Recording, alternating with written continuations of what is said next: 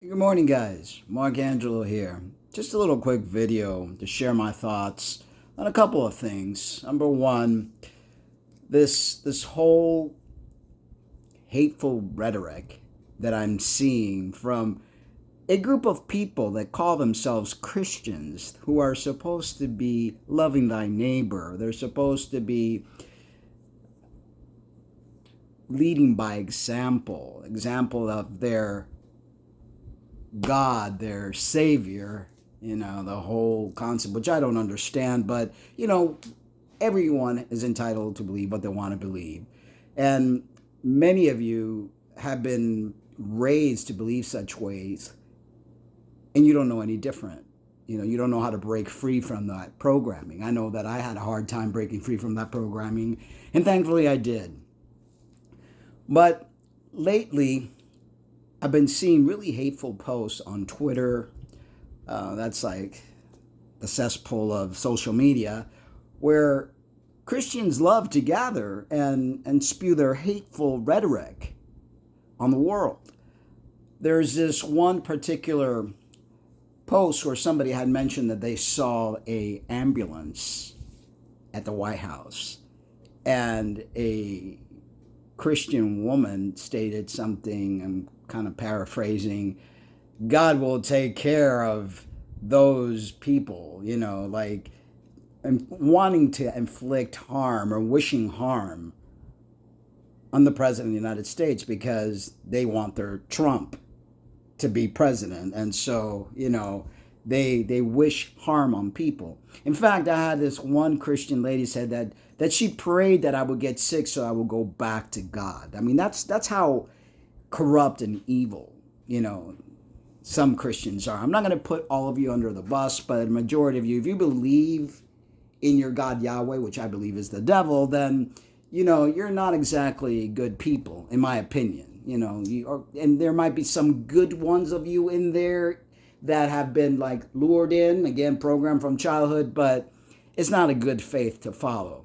Now, there's this big thing with Dylan being given kudos by a beer company. Was it Budlight? Budweiser? One of them. I don't know. I don't drink. But they made this little can with she, her pronouns. People are just making such a big deal about that. It's like, we're not drinking that beer anymore, and that beer is woke. And it's like, they didn't even put it out there for the public. They just made her a special little token of appreciation. She has over 11 million followers or something like that. They're not stupid. They're companies. They want business. Gay individuals in the LGBT community have money, a lot of them, especially gay men, right? So they want to lure in business. Nothing wrong with that. It's part of entrepreneurship, right?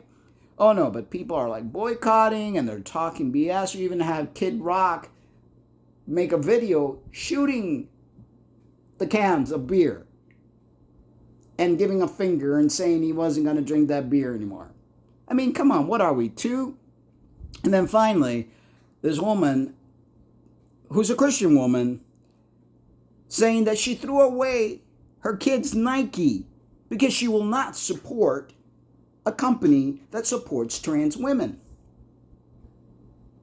Okay, so she's throwing away a really expensive pair of shoes, and kids, plural, so I mean probably many, they have the money to buy Nike, where some people don't even have money to buy, Payless, if it existed anymore, if they don't, but buy some cheap pair of sneakers. I can't even afford that. I can't even afford to eat. But this Christian woman is committing some sort of sin by throwing away a perfectly good pair of shoes that cost her money, and to go out and buy New Balance, because as of now, New Balance isn't doing that, but I'm sure, as most corporations do, because they're a business, promote individuals that are minorities, that have been picked on. Listen, we have been picked on by Christian individuals. We have been destroyed, we meaning all sorts of different minorities, especially the indigenous, by the conquistador, the colonizers, the God-loving, totem-pushing people throughout the world. We've had to put up with your BS for how many years?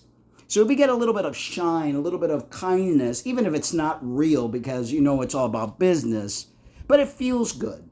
It feels good to have individuals give us a little kudo, give us a little pat on the back, say, hey, we see you, right? Because we haven't been seen. We've been burnt at the stake. We've been destroyed. We've been molested. We've been all sorts of things from those of you that believe in God, especially Christians and Catholics, okay?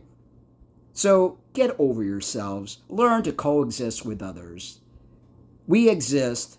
It's nice to have a little recognition. It's nice to have companies, put a little rainbow flag here, a little that there. And your whole concept of being woke, as if being woke is so bad. Do you even know what woke means? It means you're aware. It means you're connected. It means you see other people besides your white Christian self. It means that this world's made up of diversity, minorities, and differences. And that's okay. Your children need to know that that's okay. Instead of calling people groomers and all the things that you do, and those of you that are part of the LGBT and are waving these people's flags with them, realize that you're going to go in the back of the bus with everybody else when the time comes. If we go down, you're going down with us. So,